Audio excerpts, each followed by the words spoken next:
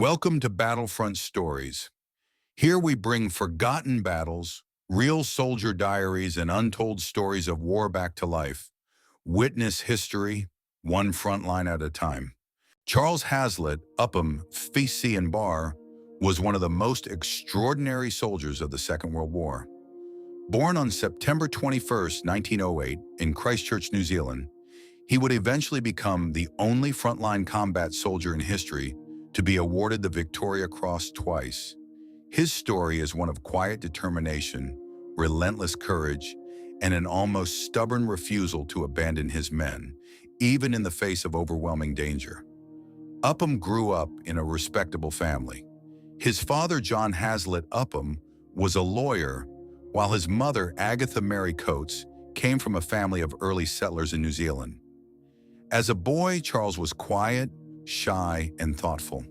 Teachers described him as polite and well-mannered, but also reserved and deeply serious. Physically, he was not particularly strong in his childhood and even had a slightly shorter leg, which once led a doctor to suspect he might have suffered a mild case of poliomyelitis. Despite these limitations, Upham developed a strong inner resilience that would later define his character. He attended Y High School in South Canterbury before enrolling at Christ College in Christchurch. There he was known as a quiet student who often kept to himself. One of his teachers later recalled that Upham rarely joined in the casual chatter of the other boys. Instead, he would walk silently with them, head down, lost in thought. Yet those who knew him well trusted him completely. When Upham gave his word, nothing could make him break it. His father had hoped that Charles would follow the family tradition and study law, but Upham had other ideas. He loved the countryside and dreamed of working on farms. Eventually, his father accepted this decision and sent him to Canterbury Agricultural College in 1928. There, Upham thrived. He threw himself into his studies and practical farm work with remarkable enthusiasm. Within 2 years, he was at the top of his class in agriculture and also excelled in veterinary science and economics. By 1930, he had earned his diploma in agriculture and began working across the Canterbury region. For the next several years, he lived the life he had always wanted. He worked as a shepherd, musterer, and farm manager, learning the rugged landscapes of New Zealand's countryside. Those years toughened him physically and mentally, shaping the endurance that would later serve him so well in war. In 1935, while attending an event at Riccarton Park Racecourse, Upham met a young woman named Molly McTamney. She was a dietitian working at Christchurch Hospital and had previously trained as a nurse. The two danced together that evening, and the next day Upham waited for her outside the hospital with an armful of red roses. He even proposed marriage almost immediately, though she declined at the time. Nevertheless, their relationship continued, and they would later become engaged.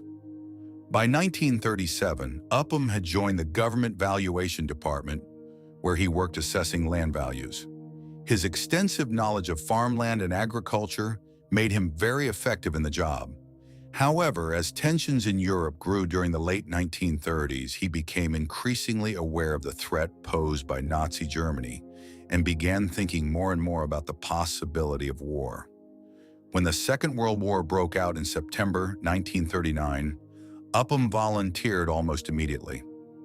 At the age of 30, he enlisted in the 2nd New Zealand Expeditionary Force and joined the 20th Canterbury Otago Battalion of the New Zealand 2nd Division. Although he had previously served as a sergeant in the territorial force, he chose to enlist again as a private, believing he needed to prove himself from the ground up. His leadership abilities quickly became clear, and he was soon promoted first to lance corporal and then to sergeant. In 1940, he traveled to Egypt, where he attended an officer cadet training unit. After completing the course successfully, he was commissioned as a second lieutenant and given command of a platoon in the 20th Battalion. Upham quickly earned the respect of his men. He was known for sharing their hardships, caring deeply about their safety, and always leading from the front. He often ignored military formalities, preferring to spend his time ensuring his men were well fed and their weapons were in perfect condition.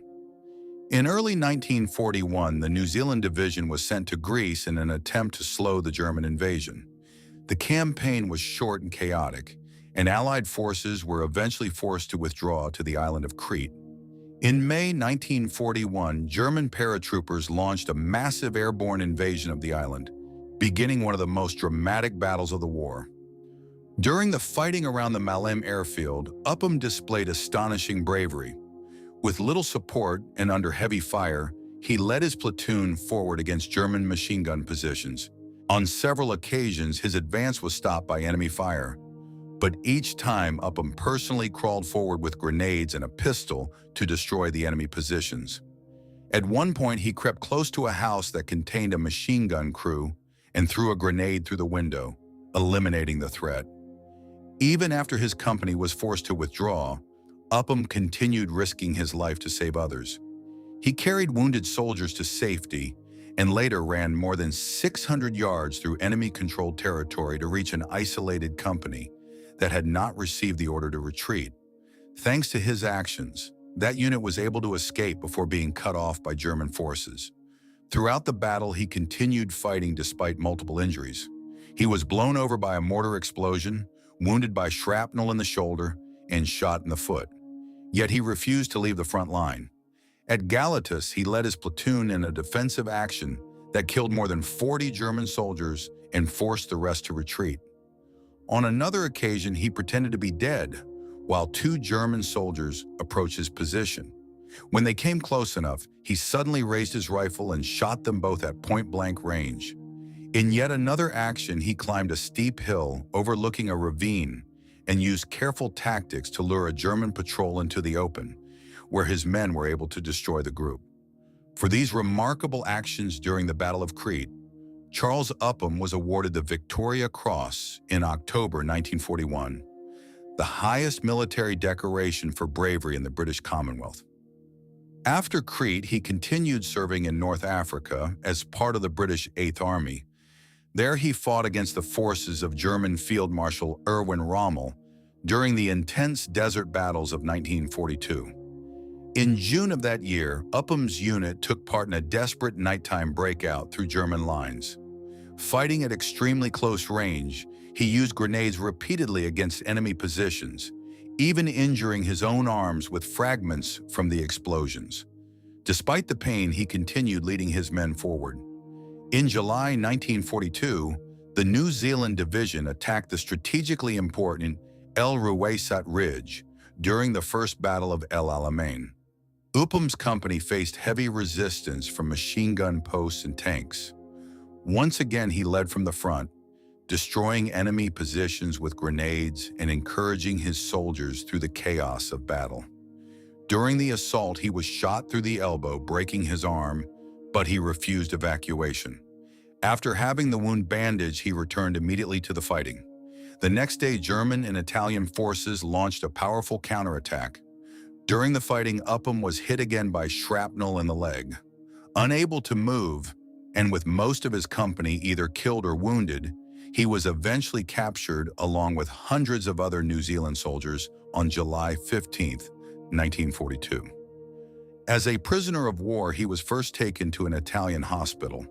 Doctors there recommended amputating his badly injured arm, but Upham refused because there was no proper anesthesia available. After some recovery, he was transferred to a prison camp in Italy. Even in captivity, his determination never faded. Upham repeatedly attempted to escape. In one attempt, he tried to break through the ceiling of his cell. In another, he jumped from a moving vehicle during a prisoner transfer and managed to run several hundred meters before being recaptured, breaking his ankle in the process. After Italy surrendered in 1943, he was moved to German prison camps. In one famous incident, he tried to climb the camp fences in broad daylight. When he became trapped in the barbed wire, a guard pointed a pistol at his head and threatened to shoot.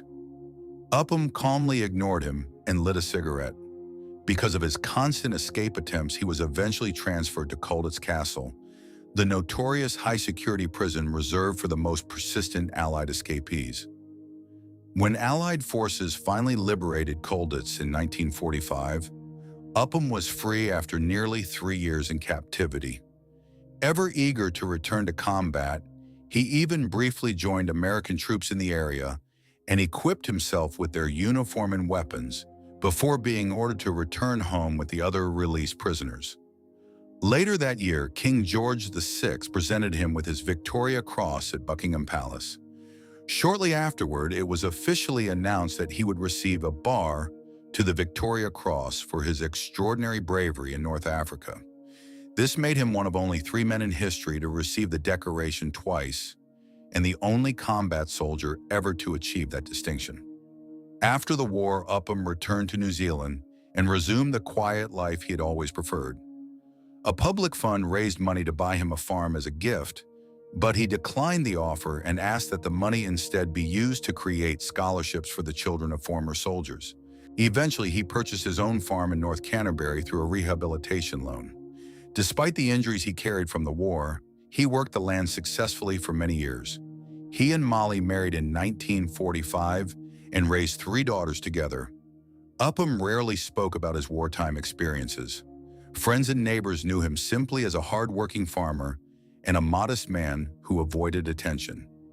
For nearly 20 years, he also served on the board of governors of Christ College, the school he had attended as a boy. Charles Upham died on November 22, 1994, at the age of 86. His funeral in Christchurch Cathedral was conducted with full military honors, and thousands of people lined the streets to pay their respects. Today, he is remembered not only for his remarkable bravery, but also for his humility. A quiet farmer who never sought fame, Charles Upham became one of the most decorated and respected soldiers of the Second World War. A man whose courage under fire became the stuff of legend. This is just one side of the war. For more, check out Battlefront stories and make sure to like the video and subscribe for upcoming episodes.